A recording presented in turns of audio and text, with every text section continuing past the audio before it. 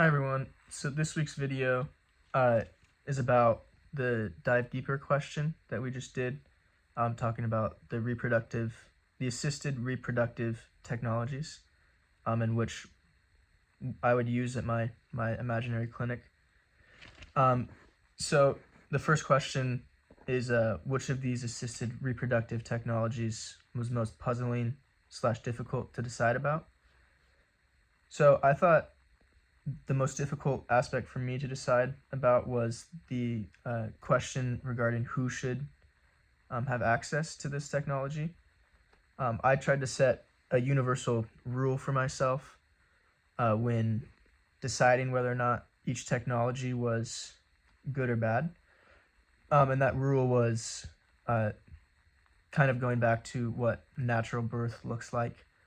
I think it's important that we have like a black and white line of what is and what isn't okay. I think that once you start to push that line further and further back, saying it's okay to select based off of whether or not your child will have a certain disease, I think once you start to push that line and allow those things, the line becomes arbitrary and it becomes up to the person who's interpreting it, which most of the time would be a politician if it's creating laws. So I think that it's important to have that line, and that line for me was whether or not I thought it could be seen as a natural birth method. So for me, that it was difficult to decide who should be allowed to do this because it doesn't really apply to that rule.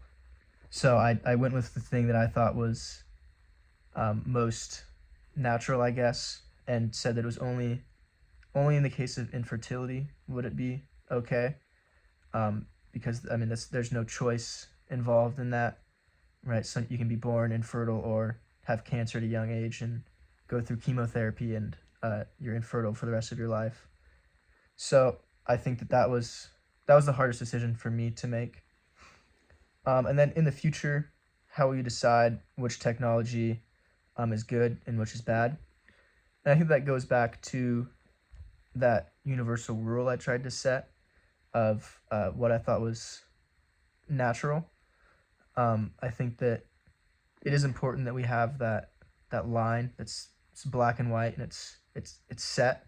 It's not going anywhere, because it can get to the point where parents are allowed to choose exactly what their child looks like, and who they are, which I think is dangerous, right? We don't know where this technology can go in the future.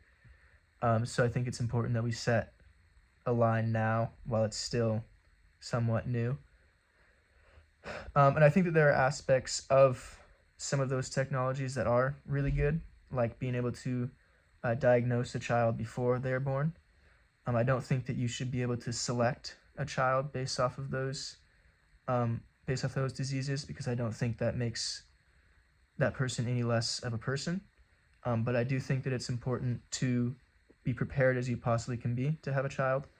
And I think that if you know your child is going to have cystic fibrosis or sickle cell or something similar, it can really help not only you as a parent prepare for what that child's life is going to look like, but also help your doctors be prepared for birth, because I know that some of those births can be fairly traumatic, not traumatic I guess, but risky. The child's life is definitely at risk if they're born with those diseases. Thank you for your time. I hope you all have a great week, and I'll talk to you next week.